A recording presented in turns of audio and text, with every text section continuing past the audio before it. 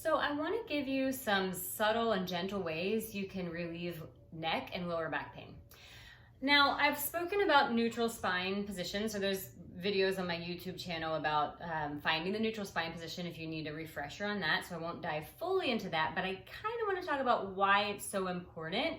So before the MRI machine was developed in the 1970s, people used to think that having a straight spine was what created stability in your body.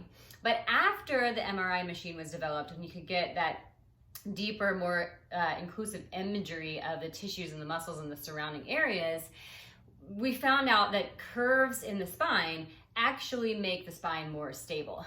Okay, so it's kind of like a coil or a spring that is just really more, has more strength when the curves, the natural curves are present. So you do have a little refresher here. 3 big important curves in the spinal column. You can include the tailbone and the head to make it 5. But the 3 big important ones are the neck, the cervical spine, the thoracic spine, the mid-spine, and the lumbar spine or the lower back, okay? So what I want to talk to you about today is how the cervical spine and the lumbar spine, the neck and the back, mirror each other. So this is very important. If you're sitting at your computer or doing any sort of work where you go forward, and that's basically all of life, and your head drops forward and shifts down, right? You're not only affecting your neck and your head, right? So we do this all the time and then we think, oh, I gotta stretch my chest, I gotta get my neck up, I gotta do these things to combat that. But what we tend to forget is that when I bring all this forward up top, my low back also compresses and has a strain. So sometimes when you're feeling something happening or when you know that you're doing something in this area here, you've got to also work on the lower area at the bottom.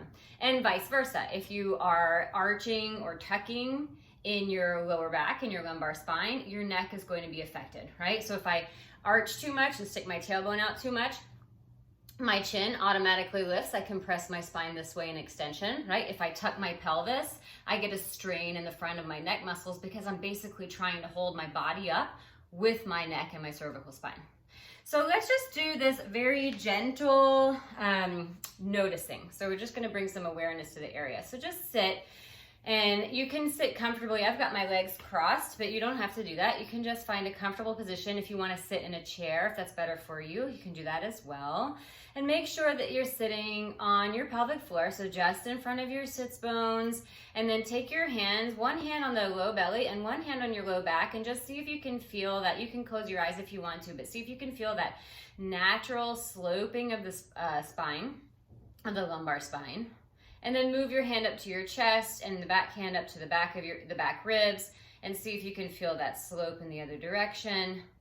And then taking one hand to the back of your neck and just feel that natural curve. And what you want to do here now, sitting on the pelvic floor, just in front of the sits bones, let the crown of the head lengthen. Reach the crown of the head up toward the ceiling as much as you can so that you decompress the spine.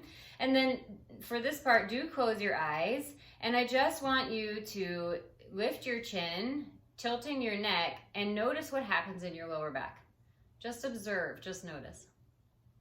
And then come back to center. And then I want you to drop your chin down very slowly, very subtle, and notice what happens in your low back. Just notice that subtle movement that just happens, that you're not even trying to do. Bringing your head back. Same thing with the pelvis. So just stick the tail out. Notice how your neck feels. And again, these are very subtle feelings. So you're not going to feel necessarily a strain, right? And then tuck your tailbone under. Notice what happens really in your whole body. Tucking is a very, very intense scenario. And then come back to your neutral. Yeah?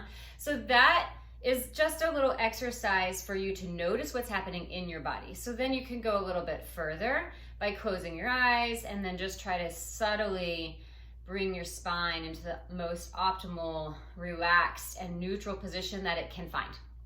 Yeah?